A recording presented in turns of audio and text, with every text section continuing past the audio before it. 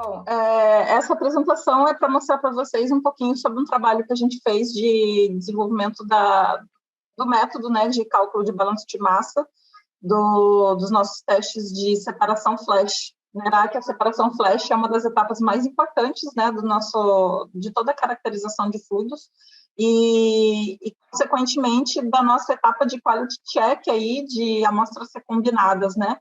A gente fala tanto de recombinação, né? A gente está sempre falando de recombinação de fluidos, mas a gente também precisa falar sobre como a gente ter certeza que essa amostra é aquilo que a gente queria, né? Porque a recombinação é a gente misturar vários fluidos e será que a gente conseguiu, né, o que a gente estava procurando? Então, é para isso que serve aí esse trabalho que a gente fez. Todo esse cálculo foi desenvolvido por mim, pelo Davi e pela Chay. Pode passar, por favor. Bom, cada apresentação minha eu vou ter uma fotinha diferente, né? Nessa daí eu coloquei uma planilha de Excel, ainda coloquei ali que eu adoro planilhas muito bem organizadas, porque esse trabalho aí do cálculo do balanço de massa gerou uma planilha gigantesca. Então, por isso que eu fiz essa brincadeirinha aí. Mas não vou entrar de novo aí no meu histórico, né? Já falei em outras apresentações, vocês já me conhecem. Pode passar, por favor.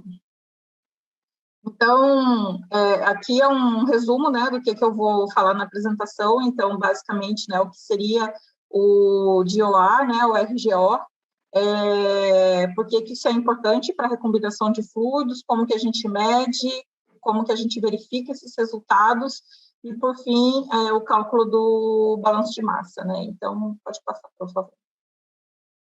Então, né, o que seria o tal do RGO, né, que é tão famoso aí, né? Então, basicamente, a definição que a gente usa em laboratório é o volume de gás, né, a razão entre o volume de gás e o volume de óleo nas condições padrão, né? Essa parte aí de dizer que é nas condições padrão é bem importante. Condição padrão, até coloquei ali na apresentação, né? Que é 1 atm e 60 graus Fahrenheit, porque imagina assim, cada lugar do mundo vai ter uma pressão atmosférica, uma temperatura ambiente diferente dos outros. Se a gente mede esses volumes de gás e de óleo na pressão e na temperatura ambiente de cada lugar diferente, como é que a gente vai comparar entre eles, né, para dizer um é mais pesado ou menos pesado do que o outro? Né? Não tem como, a gente tem que padronizar. Então, tudo que a gente faz, a gente converte a pressão e a temperatura padrão, né, que é esse API, Standard Conditions. Só por curiosidade, né, o mundo inteiro, a indústria de petróleo segue essas condições padrão, mas dependendo do que a gente for fazer, a gente precisa ter bastante cuidado, porque aqui no Brasil, especificamente, a ANP tem uma condição padrão diferente.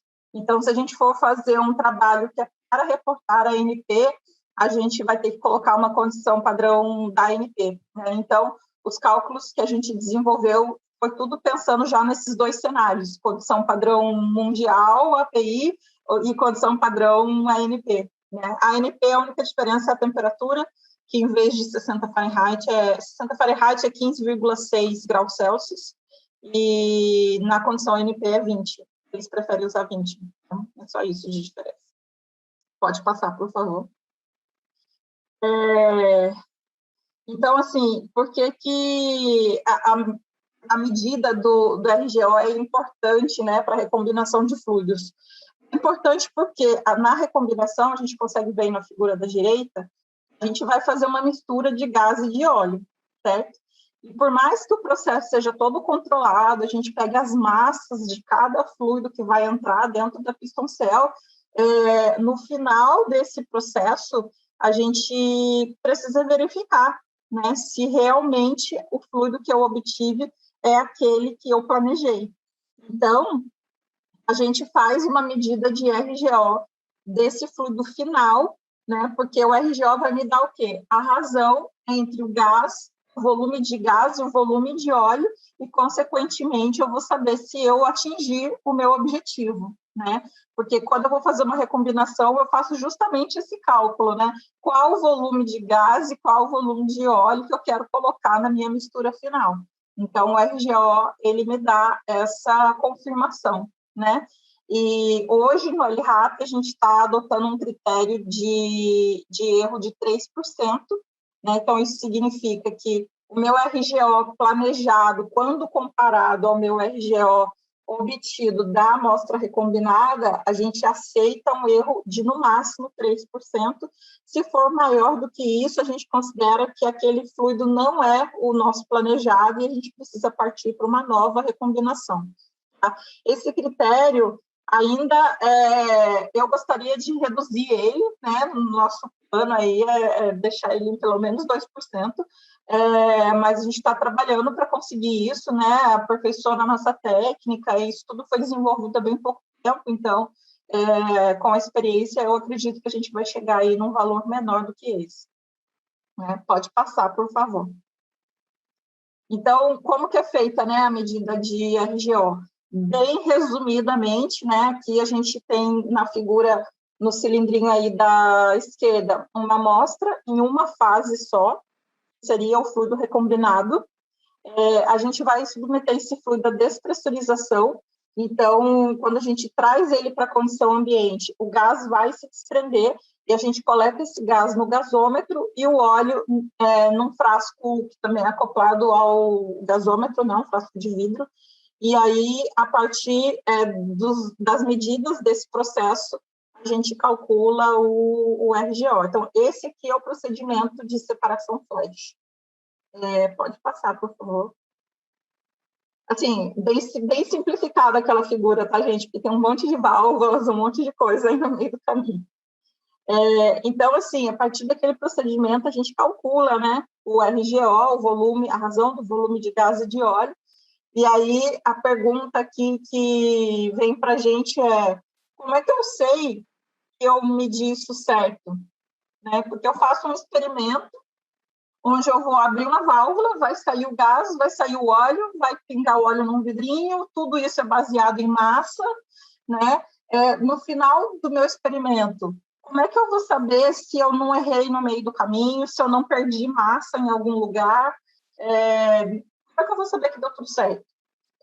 Para isso, a gente tem essa questão aí da verificação do balanço de massa. Então, hoje o balanço de massa é o nosso principal quality check do experimento em si, né? Pode passar, por favor. Então, o balanço de massa é muito simples, né? A gente tem a massa do fluido vivo, né? Que naquela figura anterior seria aquele cilindrinho do fluido vivo. Isso deve ser igual à massa do óleo e à massa do gás, né? Que a gente teve ali depois da separação. Tudo isso é, como sempre, calculado nas condições standard, né? E isso assim, a ideia toda ela só se aplica quando a gente tem fluidos em uma fase, tá? Então, essa questão, por exemplo, da água carbonatada, que a gente está com excesso de CO2, a gente precisaria pensar em como que a gente vai fazer isso, né? Porque aquela capa de CO2 ali nos atrapalharia. Mas estamos vendo aí como a gente vai fazer a razão gás e líquido, né, nesse caso. Mas, enfim, no balanço de massa aqui das amostras recombinadas, essa aqui é a ideia principal, né? Pode passar, por favor. Então, de onde que vem essas massas, né, que são usadas no cálculo? A massa do fluido vivo é muito simples, é pegar pistão céu e pesar, né? Não tem muito segredo. Pode passar, por favor. A massa do óleo, que é obtida depois do flash, também é muito simples. A gente tem toda a vidraria que é envolvida ali no processo, né? Tem uma foto aqui onde vocês vão ver durante o flash, o óleo entra ali para aquela mangueirinha que está suja de óleo e ele sai, e o gás se desprende e sai pela mangueirinha branquinha que está ali do lado, né? E aí toda essa vidraria, linhas, tudo isso vai para a balança. Então, a massa do óleo também é muito simples. É massa, balança, né? Passa para o próximo, por favor. E agora vem o que é um pouco mais complicado, que é a massa do gás. né? Eu não tenho como botar o gás na balança.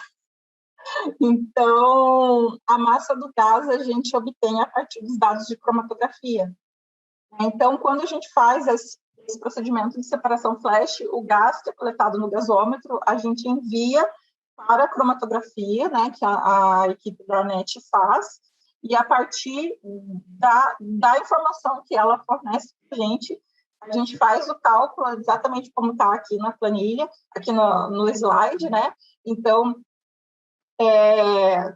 aqui nessa tabela que tem circulado em azul, aqui é como a gente recebe o cromatograma da ANET, né? Então, naquela coluna ali, flash, esse é o resultado. Aí, a partir desse dado, a gente faz a multiplicação pela massa molar de cada componente, e aí o somatório disso entra aqui nessa outra equação, né, de massa do gás. A gente também tem aqui o volume do gás que a gente leu no gasômetro, e a gente faz todas as conversões aqui para a condição padrão, e aí, por fim, dessa conta toda, a gente calcula a massa do gás, né? Pode passar, por favor. Em 4 minutos, tá, Dani? Tá, joia. Então, o que a gente estabeleceu aqui, né? Que o balanço de massa ele é o erro entre o lado A e o lado B aqui, né? Que seria o fluido vivo e as frações em condição ambiente. Pode passar, por favor. Então, no LRAP, a gente adotou o seguinte critério. Quando a gente tem um balanço de massa menor ou igual a 2%, a gente considera que o experimento foi ok e o nosso dado de RGO é confiável, né? Então, vamos supor assim, que eu faço uma recombinação e aí eu faço o RGO dessa amostra recombinada. Esses dois valores, eles são menores entre eles, o erro é menor de 3%, e além disso, o balanço de massa é menor de 2%, então essa amostra está pronta para ir para o restante das análises, é uma amostra recombinada de confiança, né? Caso contrário, a gente tem que refazer a recombinação, né? Pode passar, por favor. Então, além desses critérios, né, que eu comentei, o quality check de amostra recombinada também tem outros detalhes aqui que a gente se preocupa, né? Então, a primeira coisa é que, em vez de a gente só fazer um experimento, a gente faz tudo em triplicata, né? Então, quando eu tenho a comparação lá do valor que eu queria e do valor que eu consegui de RGO, amostra recombinada, eu não tenho só um valor, eu tenho 3, né? Então, tudo em triplicata, consequentemente, eu tenho 3 balanços de massa, tenho 3 composições, e por aí vai, né? E nessa etapa de desenvolvimento disso tudo, a gente fez muitos flashes, então, a gente tem aí playlists que chegam a ter 6 flashes diferentes, né? A gente também compara a densidade do óleo morto residual do flash, né, entre o original e o que a gente teve depois da recombinação, também precisa ser muito similar. E também comparamos a composição do gás, né? A composição do gás que a gente obtém por cromatografia, ela tem que ser igual àquela que a gente planejou colocar na nossa recombinação, né? Então, também tem esses outros checks aí para amostra recombinada. Pode passar, por favor. Então, a conclusão, né, desse trabalho é que a gente precisa ter testes de qualidade, né, para avaliar se o nosso experimento foi bem sucedido ou não, né? Isso é o que garante a excelência da nossa pesquisa e que a gente está reportando dados confiáveis. E no nosso caso aqui, específico para medidas de RGO, a gente acredita que a gente já desenvolveu esse quality check, está funcionando e está indo muito bem, né? Porque, enfim, a gente está se empenhando, a equipe é muito boa, né? Enfim, é isso. Muito obrigada pela atenção de vocês. E se vocês tiverem alguma pergunta, eu estou à disposição. Queria fazer uma pergunta / sugestão. Se vocês já têm uma ideia de qual a incerteza que você tem propagada, né? Porque um monte de conta, no fim das contas, tem que ter lá o mais ou menos, e se não tem, para colocar. Isso já está no nosso radar. Muito bom. Dani, deixa então eu fazer porque eu fiquei agora com uma dúvida. Quando você falou no final que é o quali-check do gás, você faz com o resultado da cromatografia, com aquele gás que você pensou, né, no início, projetou no início para ser colocado na amostra.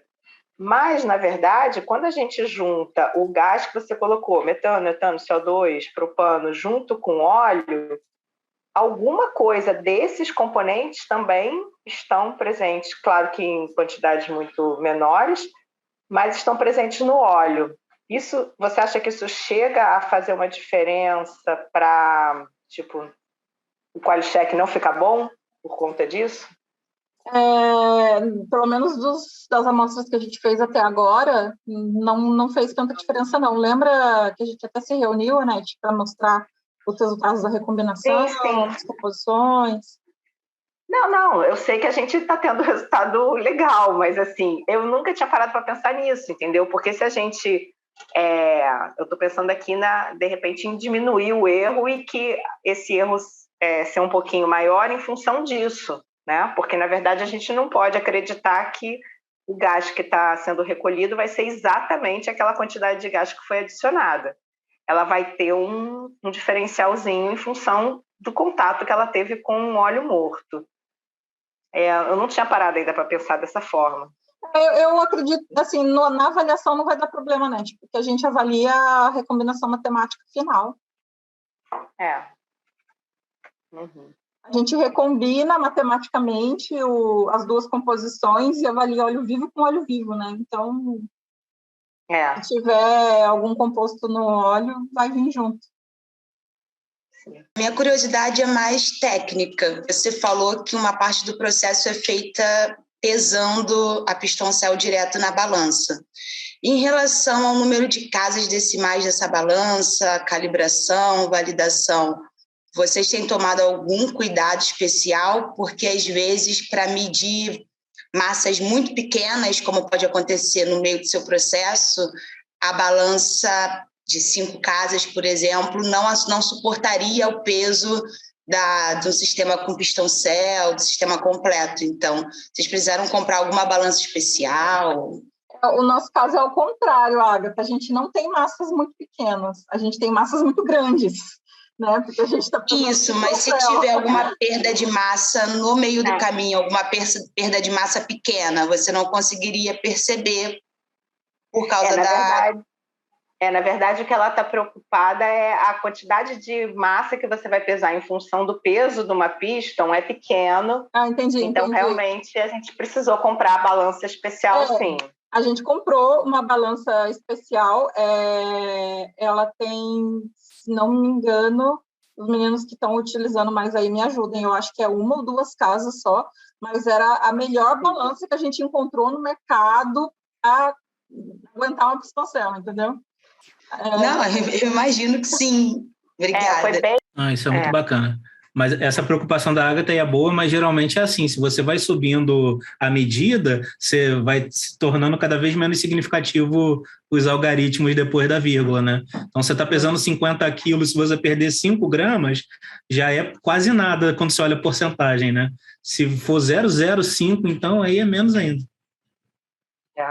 Não, minha preocupação é justamente essa, Felipe, porque o conteúdo que está dentro da piston é muito menor do que em relação ao peso dela como um todo, entendeu? Então, 5 gramas no sistema total não faz diferença, mas para o teste da Dani vai fazer. Sim, verdade.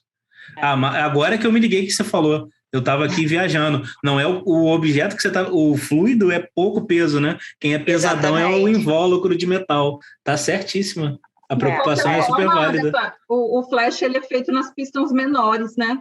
A gente não faz flash em piston grande, então já reduz um pouquinho. É claro que você tem uma grande diferença ainda, mas já reduz um pouco essa diferença aí entre a massa da piston e a massa da amostra.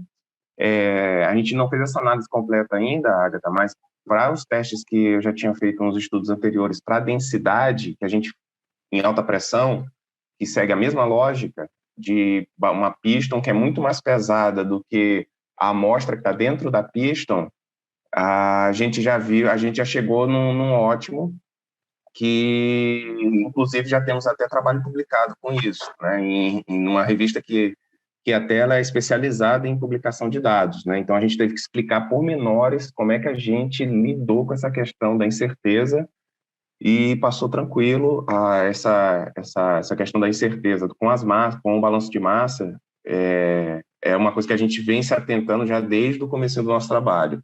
Com relação ao flash, é um pouco mais complicado, porque tem várias, até o Felipe falou também, a questão do estudo de propagação de incerteza. É um pouco mais complicado porque envolve outras coisas que a gente não tem muito erro aleatório. Por exemplo, você vai desconectar uma linha e conectar no outro, né? Pingou uma microgota ali que você não viu, né? Então, o próprio você está fazendo o balanço de massa, você faz o que entra menos o que sai. Aí o que sai, depende, você pode ter uma perda de uma gota, uma evaporação, alguma coisa desse tipo. Então, são erros aleatórios, né, que de fato nos obriga a trabalhar com massas maiores. Então, uma forma de mitigar isso daí é, de fato, trabalhar com sistemas cada vez um pouco maiores, para que esses erros aleatórios sejam cada vez menos significativos na hora que a gente for contabilizar a incerteza.